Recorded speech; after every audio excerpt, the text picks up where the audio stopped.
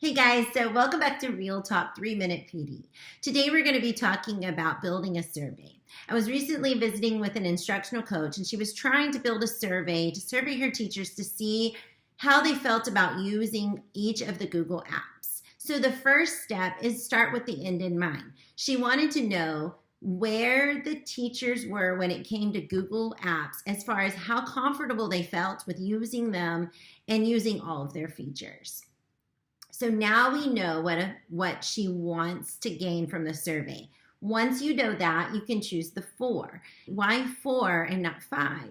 I said you never want an odd number on your survey if you're using a Likert scale because you do not want people to choose the middle. The middle tells you nothing.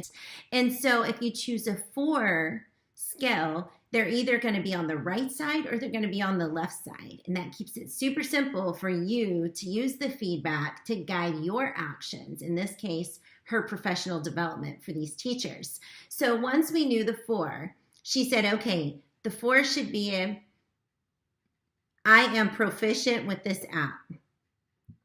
Well, that's a little confusing because proficient can be subjective. I can think I'm proficient and all I can do is type a letter on Google Docs.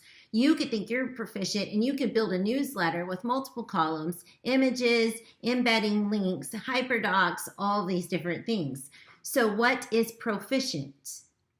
And so we decided that proficient means I can teach my colleagues most features of this app.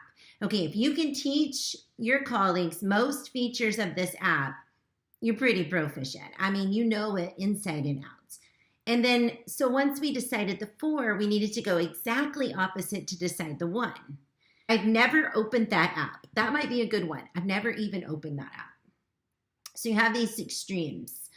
And so if you have your 4 and then you have your 1, you can then list all the Google apps on the far left-hand side and let people choose.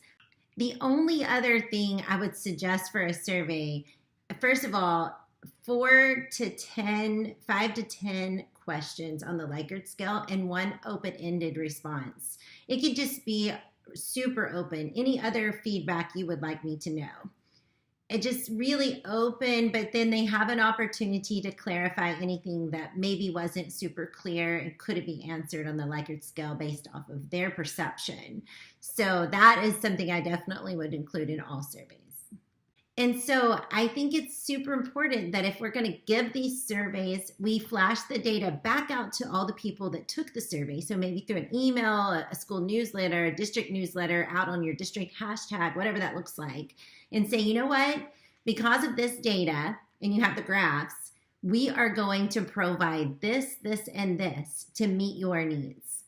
And people are more likely going to take surveys, ask them to in the future, if they know that the data is going to be used to meet their needs. And it's super important that you put out a survey that actually gives you the data you need, because a lot of times I think people put out a survey, it doesn't give them the data they need, so they don't use it.